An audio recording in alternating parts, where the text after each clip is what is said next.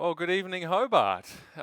It's really lovely to be here for the Truth of It Live, although we call it that, but in truth, it is in fact an elaborate lockdown evasion scheme, which a couple of us on the ACL team have cooked up to great effect, because every time there's a lockdown, we manage to hop the border just in time. It's quite remarkable how that works.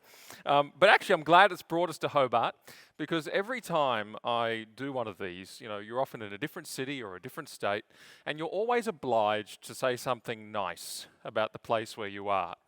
And it's not always really easy to say something nice about some of the places where we end up. I'm not naming any in particular. But I will tell you this evening, no word of a lie, Tasmania is, other than Queensland, and you've got to give me that because I'm from Queensland, other than Queensland, Tasmania is my favourite state in Australia. So I really, really am pleased to be here. Now, this is the end of quite a number of events. We're going to have a 2-week break after this, so I'm running low on gas, so say a prayer for me so that I can get through this.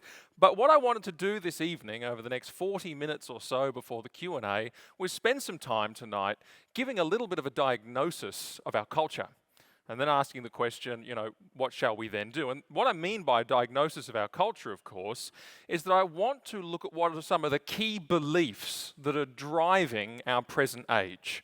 The key doctrines, if you like, of this present moment in Australia, indeed in the West at large. And there is a place in the Bible which gives us a really, really insightful analysis into that very question. And the place in the Bible is Romans chapter 1. It goes through with remarkable insight the doctrines and beliefs of our age, which is interesting because it was written about a very different age. It was written about an age which was a pagan Roman Empire's age. But of course, people sometimes forget that there's actually a great deal of similarity between that time and the present time.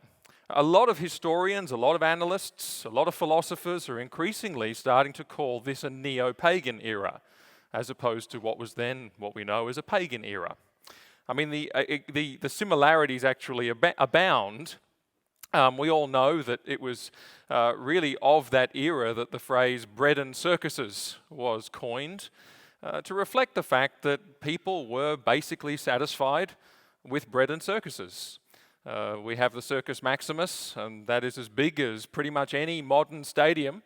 And today I've been really grieved, actually, looking at the exit, particularly from the COVID lockdowns and things like that, to see what's been prioritised. It is interesting to me that one of the first things to reopen was the footy. And in places like Queensland, where I'm from, we've now got this current controversy around the fact that they allowed the football players and their wives in, but people who need cancer treatment and so forth are not allowed in. Really interesting insight into priorities. I wish the priority was the church, but alas, we don't live in such a time. There's some similarities. There's others as well. We've been lamenting at ACL a passage of a range of laws around the country. It actually began here in Tasmania, I think, and then ACT, and then Queensland, New South Wales, Victoria, all followed suit in due course. But we have a situation where there is abortion to the day of birth now fully legal right around most of the country. So a child that is viable, that is capable of living, that is capable of surviving independently, can be killed in the womb right up to the day of birth. Well, see, there was another time when Christians were concerned about this sort of practice, and it was in ancient Rome. What they used to do, of course, was discard infants in the hours after birth on the rubbish tips of the city. And the Christians became known as those who went and found them and raised them as their own. There's a sense in which, we look back at these practices and we think, wow, what barbarism. Well, do you know, in the New South Wales State Parliament and other state parliaments, laws to render medical aid to children born alive and capable of surviving have been voted down. So that if an abortion doesn't go to plan, they simply leave the child to die. Now, that is happening dozens of times every year in this country. The statistics from those states that keep those records show as much. We're no better than they were. Or you can look at something like this. Prior to effectively the 21st century, The only really recorded instance of, say, a same-sex marriage in all of history was Emperor Nero, who married two boys. The one he called his husband, the other he called his wife. Here's another thing. In ancient Rome, and I've been reading some stuff by a few people, and in ancient Rome, some of you who are familiar with the era may be aware of the fact that it was the Christian community that were the social outsiders in a very big way. And a major part of that was that they didn't participate in temple worship. They wouldn't light the incense sticks, and they wouldn't be a part of that community. And of course, that was the hub for community in that era. And so they became people who lived a little bit on the fringes of community. And a whole bunch of rumors were started about Christians, and you may have read about this. For example, the notion that they would eat the body of Christ and drink the blood of Christ, right? Communion. And so all these rumors spread that these were cannibals, and they were having feasts on human flesh.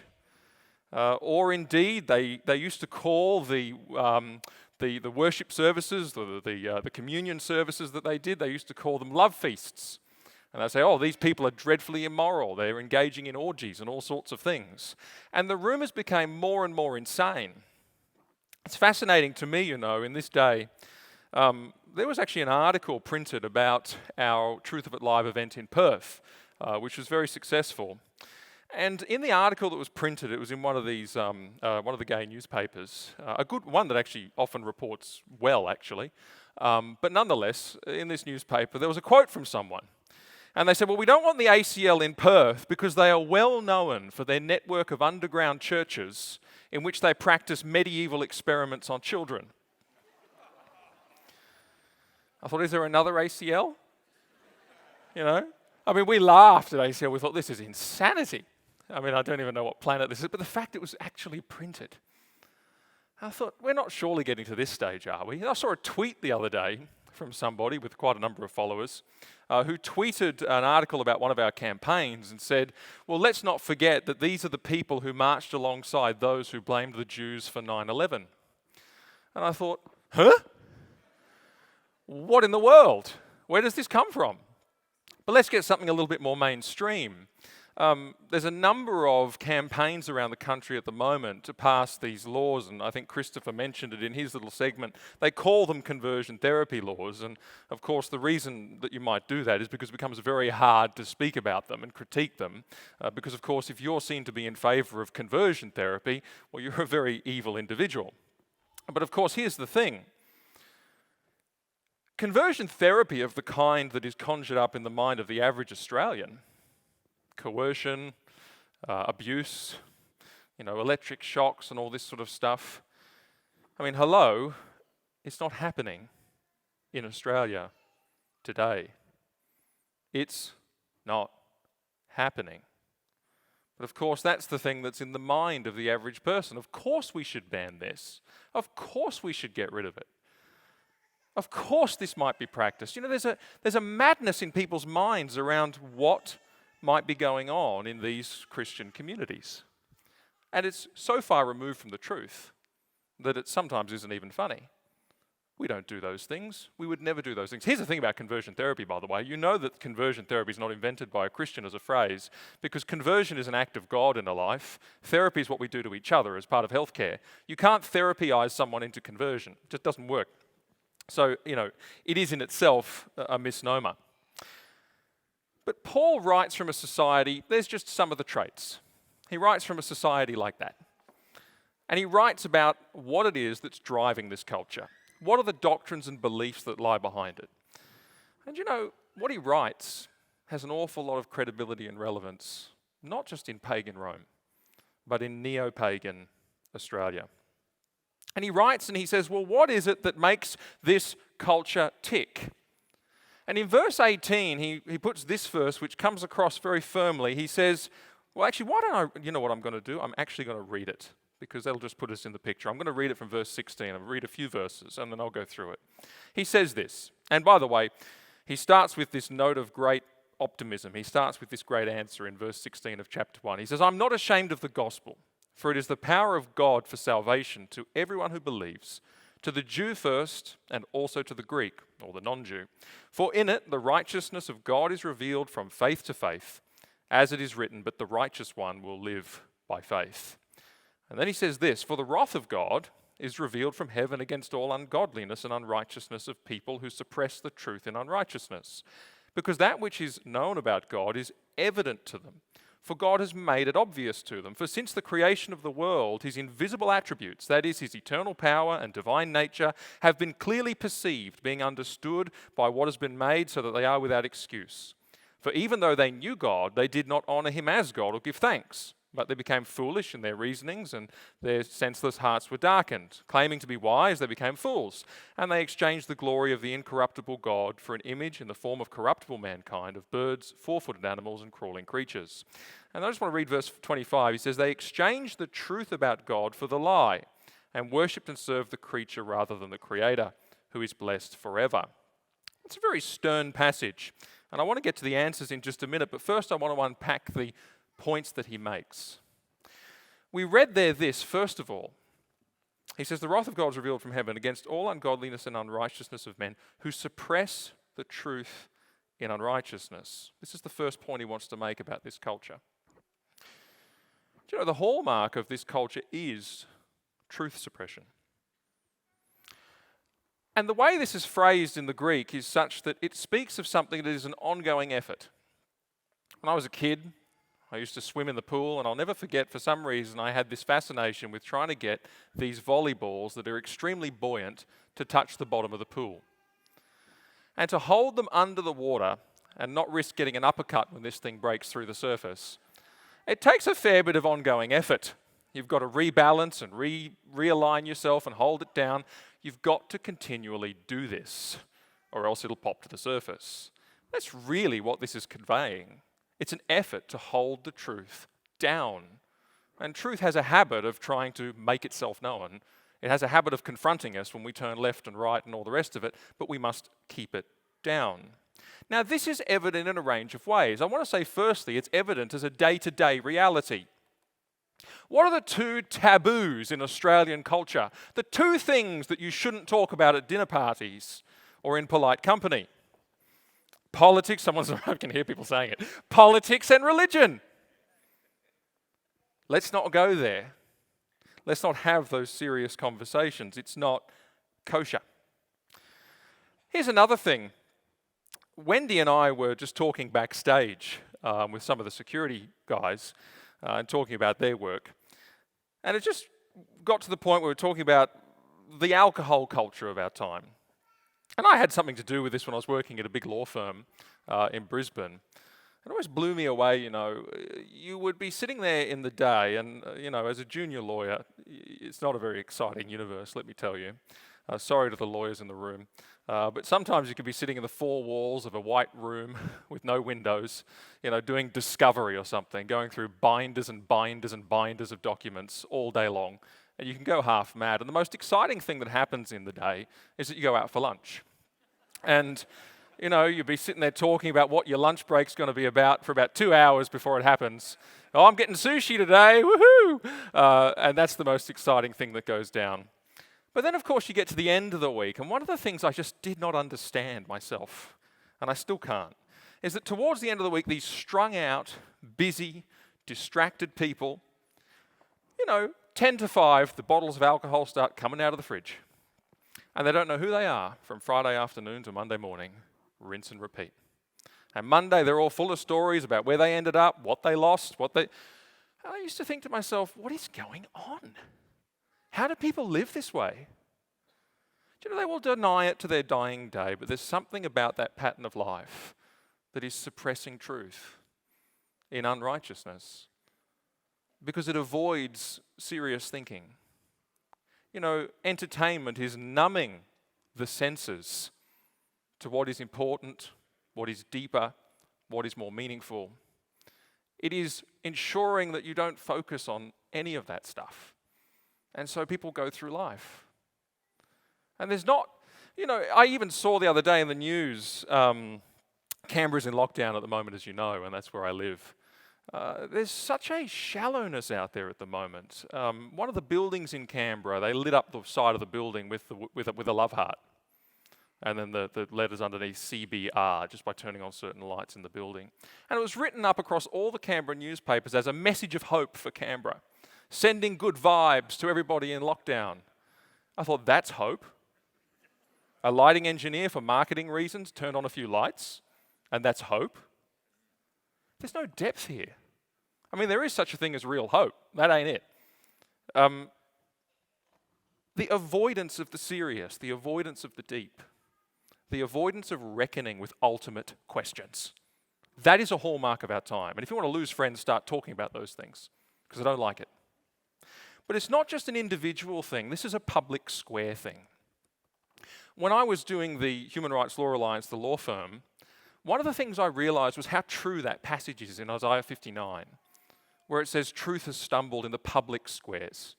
And then it says, and he who speaks the truth, or he who departs from evil, it says he makes himself a prey, he's going to get pounced on. And I see that in cancel culture all the time. I see people who are pounced on, whether it be the foster couple that we're helping, because they've been barred from the foster system, because they were quizzed about their religious beliefs on SOGI issues, sexual orientation, gender identity, or whether it be the academic from the University of Sydney that we helped because she gave a talk at a school and she's a Christian and she's an expert in sexual health, and she gave a talk, and what did it say? Well, actually she included the Christian view on these subjects, God's order for desire, for example, how to serve God with our desires. And then she gets threatened with her academic status at the university. She gets booted out of one of the professional bodies that she was a part of. Or whether it's the bloke who gets drummed out of his uni because he prayed with a friend with her permission, but she thought better of it and reported him, and he got told he'd made an unsafe university space. Time and again, cancel culture all the time. And I used to think that this cancel culture thing was about freedom. And what we were really looking for was freedom of speech, freedom of religion, freedom of expression. Because people were being cancelled for expressing themselves, for speaking. You know, Israel Folau is a classic example. The real problem with Israel is he talked of judgment. And people didn't like that. People got very upset by that. It's not one of the doctrines of our time, it's one of the counter-doctrines to our time. And he got cancelled in a very big way. He didn't get criticised. He didn't get responded to with further speech. He lost his livelihood. He got drummed out of the football, the NRL and Rugby Australia, effectively for the rest of his life. Pretty full-on reaction, pretty full-on response. Cancel culture. Was it freedom? I'll tell you this. I've since realised by simply looking at all these cases as they came across my desk and as they come across now the desk of John Steenhoff, who works at the HRLA, and as I see them come up every time, I tell you, 99 times in 100 they fit this test. It's not freedom, it's truth. It's the truth that's cancelled. It's the truth that's attacked. You know, the school teacher who walks into the school and says, kids, you know what, you could be a non-binary, two-spirit genderqueer, they never get cancelled. They don't go to court. They don't go to the tribunals. They don't go to the Human Rights Commission. It's the people who go in there and say, well, actually, these are my beliefs. I believe God made us male and female, and that's our calling for our lives. And that to conform to God's creation mandate is the best thing we can do. That's the problem. By all means. There's other examples too. I mean, one of the things that shocked me was that in New South Wales, the pro-life group Emily's Voice, which are a very gentle and appealing sort of outfit, and they run very soft ads just to bring the reality of human life in the unborn to people's attention. And they put up a billboard and it said, "A heart beats at 4 weeks." That's all it said. And the New South Wales Transport Minister had it taken down. And he said because he said it threatens to make people feel guilty. And I thought to myself, you know what? That is a statement of scientific fact. It's the truth. A heart does beat at 4 weeks. Now, fine, if you want to have the argument and say it doesn't matter, have the argument.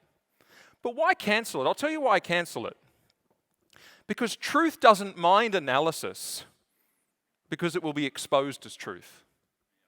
Lies don't like analysis, because they are exposed as lies.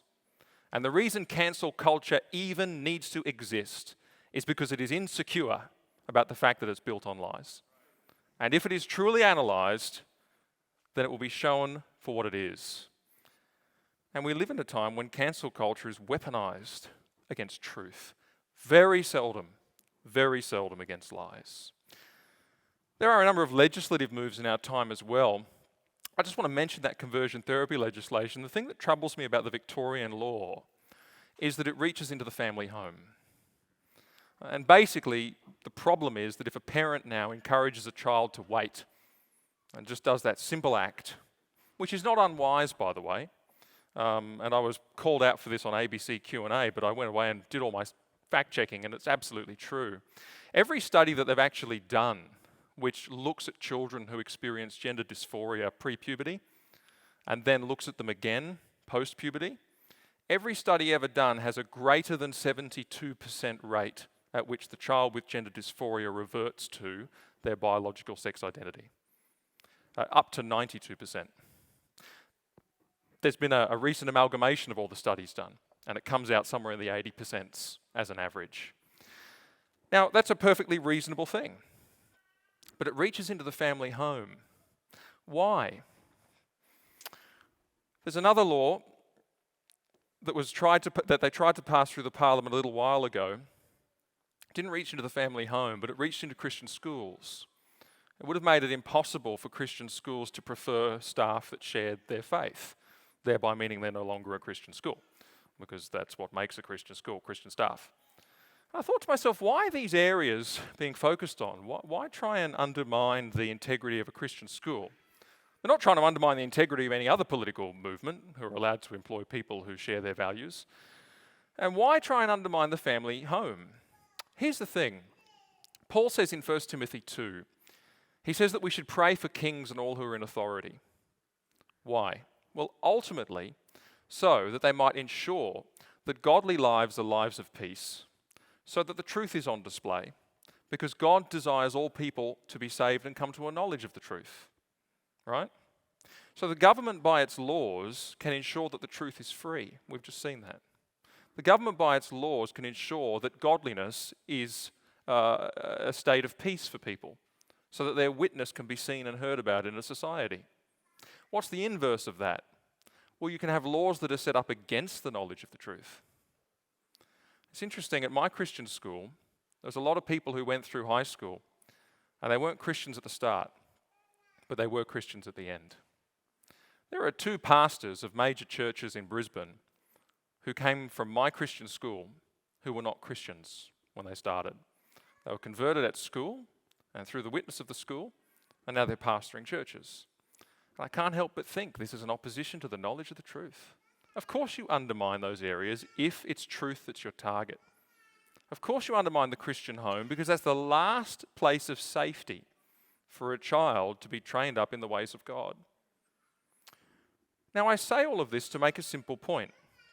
There is a spiritual dynamic in all of this.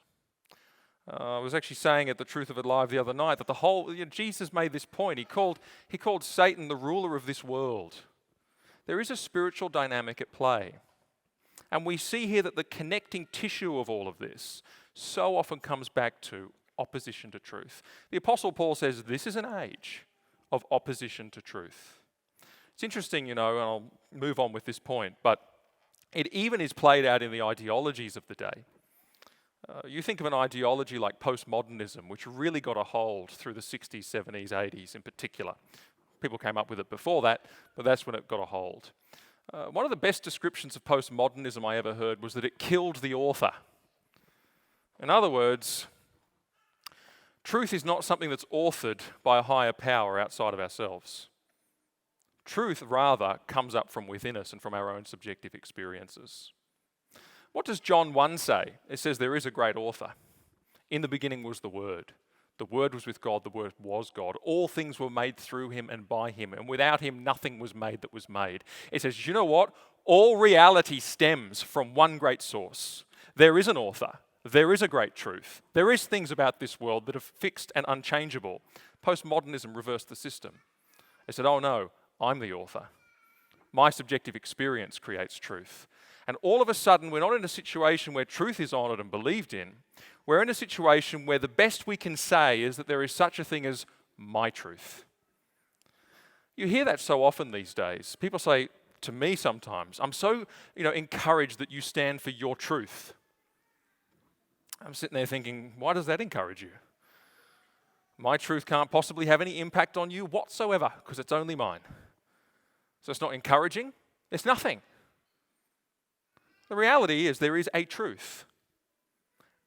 Except when you hear that phrase, your truth, it actually leads us into the second doctrine that the Apostle Paul points out about his time and our time. Verse 25, he says, they exchanged the truth about God for, and the Greek is actually the lie. So this is the greatest lie of all. They exchanged the truth about God for the lie and worshipped and served the creature rather than the Creator, who is blessed forever. I want to make this point. The ultimate creature worship is the worship of the self. And there is no more contemporary statement than that, what Paul has just written. This is not ancient Rome. This is Australia. It's an ancient statement. It's a modern statement. It's the timeless sin of the human race. Look at Genesis. When Adam and Eve look at this fruit and it's desirable to make one wise. And do you know what the phrase that's used there, what they're thinking? It says it is desirable to be as gods, it says, knowing good and evil. In other words, no, God doesn't get to say what's true and what's right and wrong anymore. I do. And that's the desire. It's the timeless sin of the human race. Do you know, I heard a great example once. You imagine that there's a planet somewhere in outer space, and these aliens are very advanced in their technology, and they know about planet Earth, and they know that it's populated. And they decide that they're going to send a research mission to Earth. And that research mission, those researchers, those alien scientists, they've got a bunch of questions to answer. And one of the questions they have to answer is, what do these people worship? And they come down in their UFO, and they disguise themselves as humans, and they integrate into normal life, and they watch TV, they get on the YouTube, they look at all our billboards and our marketing, they engage in conversations. And they might go to a gym, and it might say, be the best you can be on the wall. Or, you are beautiful, believe it. Or they might go and read the newspaper like I did the other day, and there was a profile of a very successful woman in there. And I don't want to get into the detail of, she'd been recently divorced. Not getting into the detail of those circumstances, but her reason interested me. And I've heard this many times. She said, I just needed more for me. For me. So I divorced at the age of 29. Or they might see the prevalence of phrases like self-love, self-esteem, self-confidence, self-care. They might see motivational speakers telling you to be your best self and surround yourself with people who champion you. And they might see all of your selfies on your Instagram account. And they might sit in a year 5 classroom and they might see what they're doing now with this new federal government program that they've funded where they're making identity posters and they're putting together their own identity. And the teachers are saying, well, here's some attributes you might want to feed into your own identity, just by the way. And they write their little identity poster and this is who they are. And now they've got the meaning of life. They've got to live this out. What do you think the conclusion of these aliens might be? When they go back to the mother planet and they have filled out their survey, what do these people worship? It would say, these people worship themselves. That's what it would say.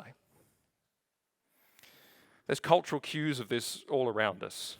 And I've just mentioned several of them. And as a result, some of the greatest sins according to our culture. Every doctrinal statement needs to identify what some sins are. Here's a sin, judging. How dare you judge? How dare you find a fixed standard and apply it to somebody? How dare you say there's a truth and they're in contradistinction to it? Of course they're not. They're the truth. Don't judge. Now, interestingly, whenever Jesus said don't judge, and this is in, don't judge is not even a complete sentence when Jesus said it. There's not even a comma after judge. Judge not that you be not judged. For the measure that you give will be the measure that is given to you. In other words, don't be a hypocrite. Now that actually is more serious because it means everything you say will come back at you. And the thing about the human nature is we're very good at seeing others clearly, but very bad at seeing ourselves clearly. Right? And that's the point Jesus is making. Get the beam out of your own eye before you touch the speck in your brother's eye. That's the very next verse. But then, of course, the next verse is don't cast your pearls before swine. Well, who are the swine if I'm not supposed to judge? Well, you can make wise conclusions. You can do that.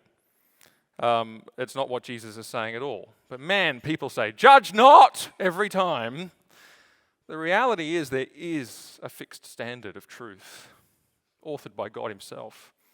And yet judging is a sin because our culture denies it. What about this? There is a law here in Tasmania, Section 17 of your Anti-Discrimination Act, which says that you're not allowed to say anything that offends somebody on the basis of certain attributes. Can I just ask a question? What in the world is wrong with being offended? I thought that was character. Because some things are meant to offend you, and you're supposed to react and respond to them and grow and develop yourself. Some things that might offend you, you can measure and analyze and go, do you know what, that's actually wrong. So I'm confident I'm moving on with my life. See, the thing about this law is that not only is it that subjective, that someone can simply be offended and connect it to an attribute that they may profess from their identity poster, not only does it do that, but there's no defense for truth. You can't say, well, I said something that was true. Because the law itself is devised by people who don't believe in truth. And if you offend a person's sense of themselves, that now is a sin. It's interesting, you go back enough decades in this country, and there was what we call blasphemy laws. I'm not necessarily asking that we bring them back, but I just want to make this point. A blasphemy law basically made it so that it was illegal to insult God.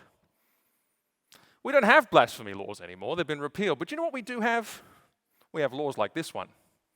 It says, no, it's not God that can't be insulted, it's my sense of myself that can't be insulted. Is there not a great reversal that has taken place to ground what is true in me? I am the truth. And that is the meaning of my life. Can you imagine what this does to the way a new generation reads the Bible?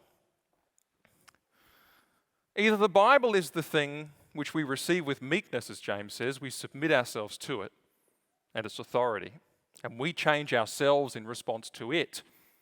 Or you say, well, I don't like that verse, I'd rather read this one. And it bounces off you, it has no effect. Because fundamentally, you're not submitted to anything, because you've raised yourself up to be in that position of creature worship. You are objective truth. Or you imagine how this changes the way we live our lives, this kind of mindset. There's a lot of people out there who, this is one way in which I think we're often deceived. We can live our lives in genuine submission to God. Or we can live our lives in this complicated way of saying, well, I am serving God, and because I feel like I want to do X, that must be God's will. And I prayed about it, so it's fine. In other words, you're doing what you want to do. And you're claiming God's approval. Because you're not actually submitted to that which is outside of yourself. You're playing God.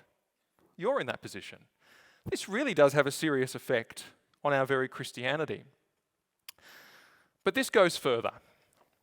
This goes to the extent, firstly, that we do decide what is right and wrong. Isaiah 5:20, woe to those who call good evil and evil good. That's the situation we're in. People, how often have you heard the phrase, it was right for me? Nothing could be more irrelevant than whether it was right for you. Because we'll get to you in a minute. It's not all good. But here's the other point I want to make. Romans 1 is one of the most controversial chapters in the Bible because it is one of the places where Paul explicitly mentions homosexuality. In some detail, and he goes there. And he goes there right after this verse, and I've always wondered why.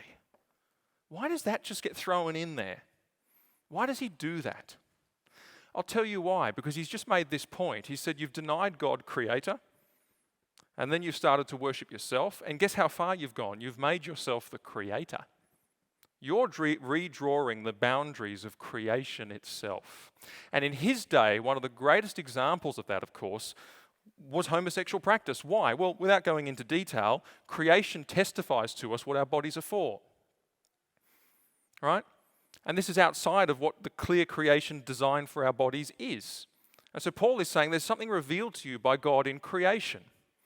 And you are acting outside of it because you think that your will is more important and superior to God's very creation order. Now, we're seeing this in many ways today, not just that. We're seeing this in a whole range of different things. So, for example, these days, if I say, well, I identify as a woman now, and I'm 6'7" with hairy hands, but I'm a woman and I'm beautiful, and you'll say so, otherwise I'm offended and I'm suing you. We're actually in that scenario. Every cell in my body has got chromosomes that say man. Not only that, but you can't actually change your sex. You talk to someone like Walt Heyer, or Kira Bell, who Christopher mentioned, I've talked to a lot of these people who are on the other side of this stuff, and they've realized what a terrible mistake it was. And of course, for many of them, it's got lifelong scars and impacts of a really grave nature. You talk to these people and they say, well, I didn't feel like a real man before. I certainly didn't feel like a real woman afterwards. Is that not obvious? Of course you don't. Because your body is not female. It can't be. You can change it on the outside, you can dress it up, you can take bits off, you can add other things, but it's never really going to change the inherent nature of the thing. But actually the ideologies of our time attack so many of these creation things. You know, in creation, that was when God said, very good. And so the things that God said were very good are the creation blueprints for our lives and for this world. And these are things that are very good for all people, not just Christians.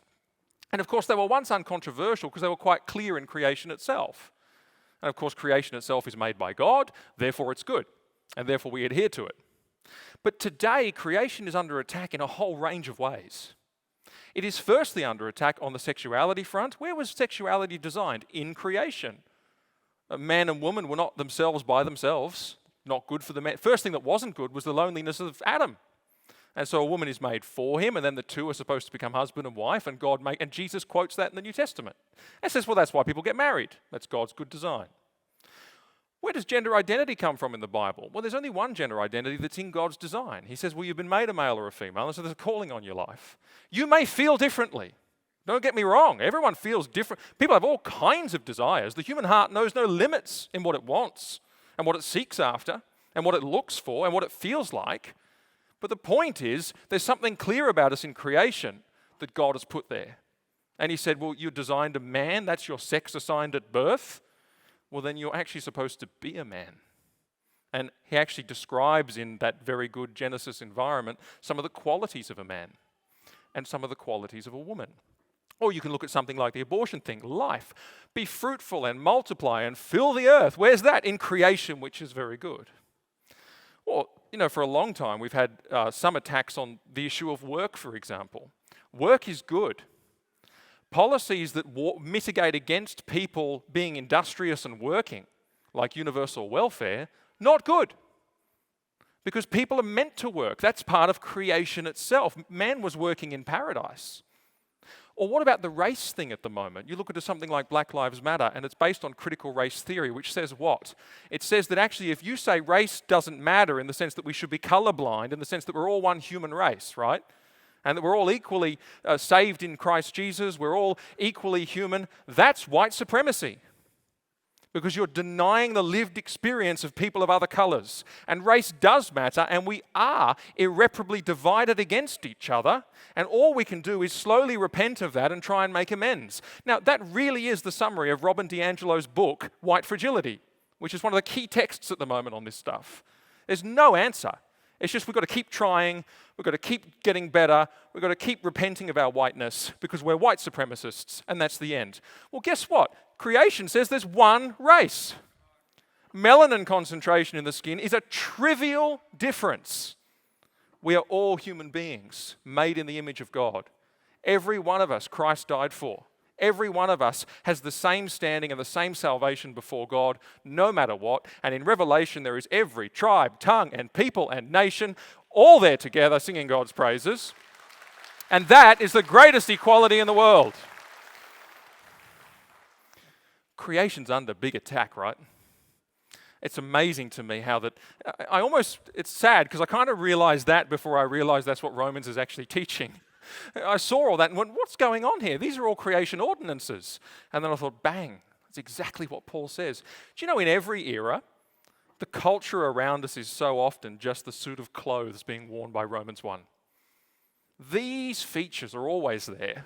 A lot of people, they go years into study of philosophy and all the different ideologies that are out there, and that's all very helpful, and I'm not saying that's a bad idea, and I've been helped by doing those sorts of things. But it's amazing to see the wisdom that comes out of Scripture. But we have gone that far. Not only do we go our own way over God's way, but we redefine God's way by changing what is right and wrong, and we will even redefine God's world. And we think we're going to get away with it. We don't get away with it. You know, we're dealing with some real sadness at the moment. I look around and I just see news story after news story after news story, report after report after report, which says that people are in a mental health crisis. People are on a downward spiral. I have family who are in the health field. And one of the biggest things going on at the moment up in Queensland is a spike in suicides among 13-year-olds, 12-year-olds, and 14-year-olds. What in the world is that? 13? Suicide?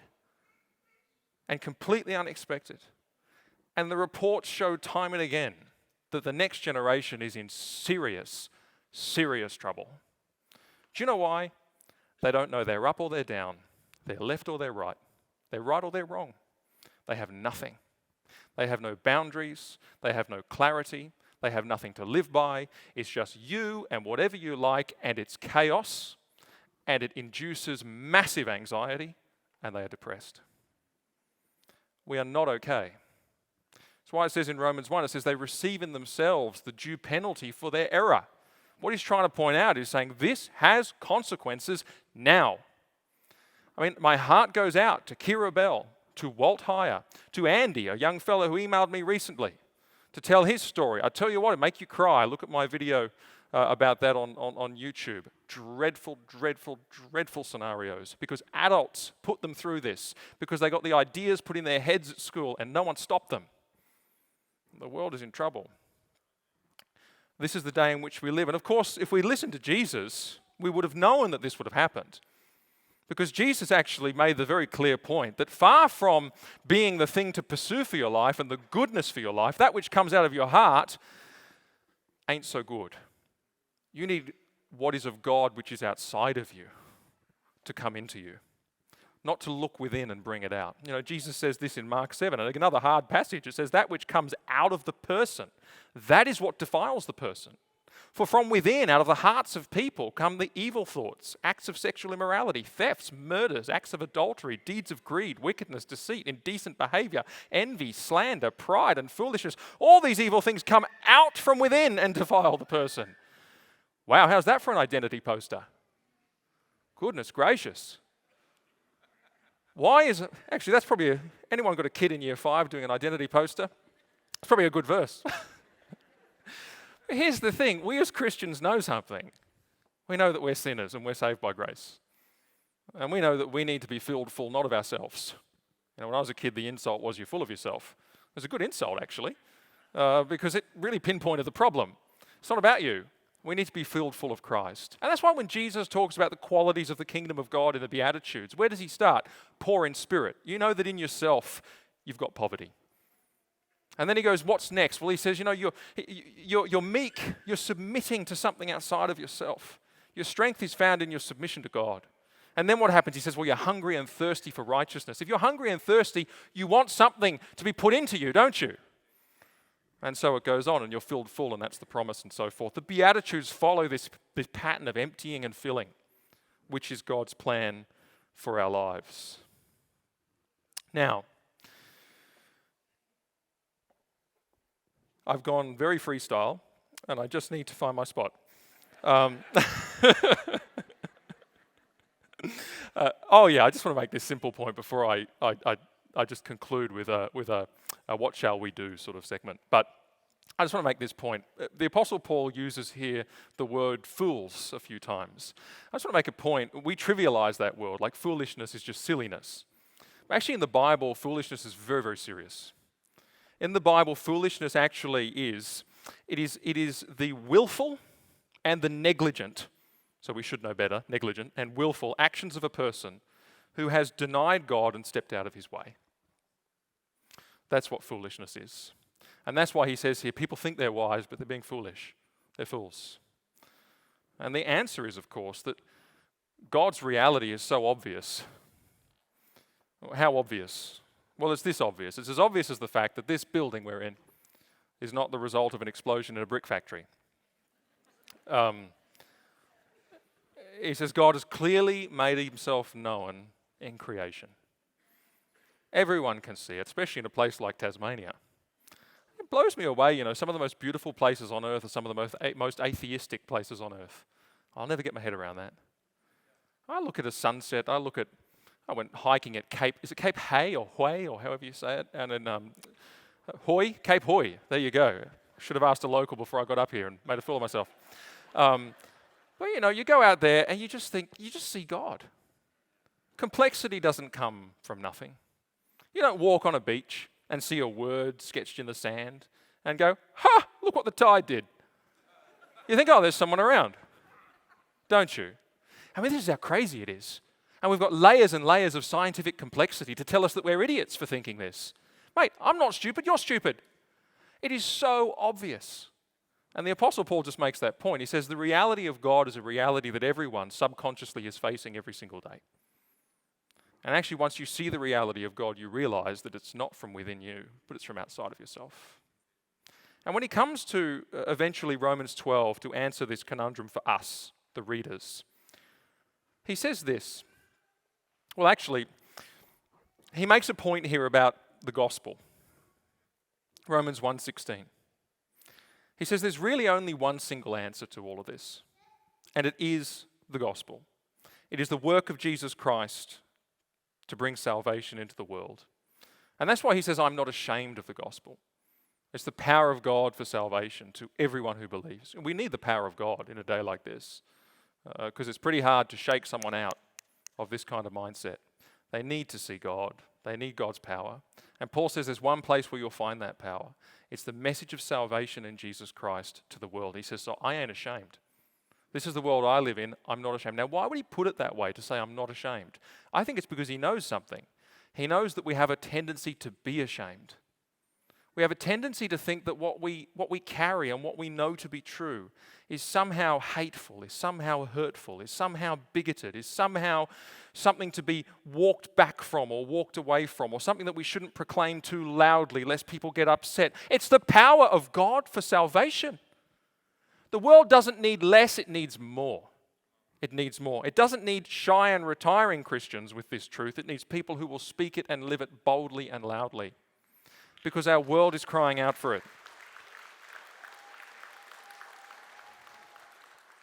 And it's interesting how he describes the gospel. He says the gospel is the righteousness of God revealed from faith to faith. When was the last time you heard the gospel described that way? Oh, that's the righteousness of God revealed from faith to faith. Nobody says it that way, do they? But against this dark backdrop, isn't that actually a wonderful statement? Because surely if this world needs anything, it needs the righteousness of God to be implanted in human souls, doesn't it? And they need to be able to see him by faith. A good description of faith, not a definition, but a description, is that faith looks to God. It's amazing, really, to see that the gospel turns a person out of themselves to look to God and to see God and to know God and to live in that posture of faith, and actually for his righteousness to change them from outside of themselves. Not only to save them in Jesus Christ, but actually to transform and change them as well in the way that they live. This is ultimately a spiritual crisis. And that's why Paul says, what's the problem? It's ungodliness followed by unrighteousness. People have forgotten God, so they've forgotten his ways. And here's the answer. It's the gospel. It's the gospel. And by the time he gets to chapter 12, he makes this point. He says, therefore. Therefore, it's a great word. It means in light of everything that I've said. And everything that he's said so far from chapter 1 through to chapter 11 is what? It's theology. There's barely a statement in there that we ought to do something. He's just talking theology. This is the righteousness of God showing up the condition of the world. We just read that. And then he talks in chapter 2 and 3, the righteousness of God showing up the condition of your human heart. And that's quite serious. And then in chapter 4 and 5, he says, but the righteousness of God is available to you by faith in Jesus Christ. And then in chapter 6 and 7, he talks about how that actually the righteousness of God can start to change you from within, can sanctify you, can make you better, and can actually make you live for God. And then in chapter 8, he says, but either way, the righteousness of God in Christ is what will save you, because there's no condemnation for those who are in Jesus Christ. And then in chapter 9, 10, and 11, he does a historical analysis and talks about God's righteousness in history. We'll park that for a second. The point I want to get to is this, chapter 12. And I want to get to chapter 12 because he then says, therefore. And all of a sudden, every statement is a do this, do that, be like this, be like that. He says, in light of the mercies of God, all these mercies of God, all these things that he's done in this gospel message, he says, you know what? Do something. Do something. And there's this crazy notion that I come up against all the time in Christian circles. And it is, why would you go out there into the public squares and not just preach the gospel? And people have this strange dichotomy in their brain, like the gospel's in this box, and then everything else is in this box. And then you've got the other extreme where it's all social gospel and there's no evangelism. That's wrong too. Here's the thing, the Apostle Paul's not done talking about the gospel for 16 chapters. He goes on forever. And the thing is, he goes through all the things I described, and then he says, and you know what? The gospel is also this. It's the righteousness of God shining forth in your transformed life every day. And he says, therefore, he says, make your very life. He says, make your body a living sacrifice. In other words, make the life that animates your body every single day an act of worship to God in everything that you do. And in all things, he says, you make sure that that living sacrifice is holy. In other words, it's not conformed to the kind of world that we just thought about, but it is truly distinct and different. It's not polluted by those things. We haven't dwelt on those things. We haven't entertained ourselves with those things. But we've been serious about killing sin in our lives and living for Christ and having personal holiness and integrity. Make sure, he says, and if you do that as a holy, living sacrifice, that is an act of worship for God. And he says also, this is your reasonable service. In other words, be holy on the inside and be serving on the outside. Be doing things continually. And it's interesting, from chapter 12, he even goes as far as talking about your relationship to the state. He's talking about your place in society. And he's saying, make sure that your service is daily and it is always grounded in the gospel. It is the righteousness of God through Jesus Christ, your transformed life, shining out through your every deed and action every day. And here's an interesting thing which is culturally counterintuitive. Where does it begin? He says, renew your mind. He says, be transformed in this way by the renewing of the mind. Now, I want to just mention this before I finish, because the mind really is the gateway to the whole person. It's mind gate that transforms the way you feel. It's mind gate that transforms what you want and how you live and your desires. It is mind gate through which God changes and reaches the person. Now, I say that is countercultural because it really is. People think it's all the feels. It's just about having an experience and hearing God speak to me subjectively and going and waving my arms in worship. Look, all those things, I'm not criticizing them, but what I am saying is there's something greater, and it is the transforming of your mind, which will transform your whole person. That's hard work.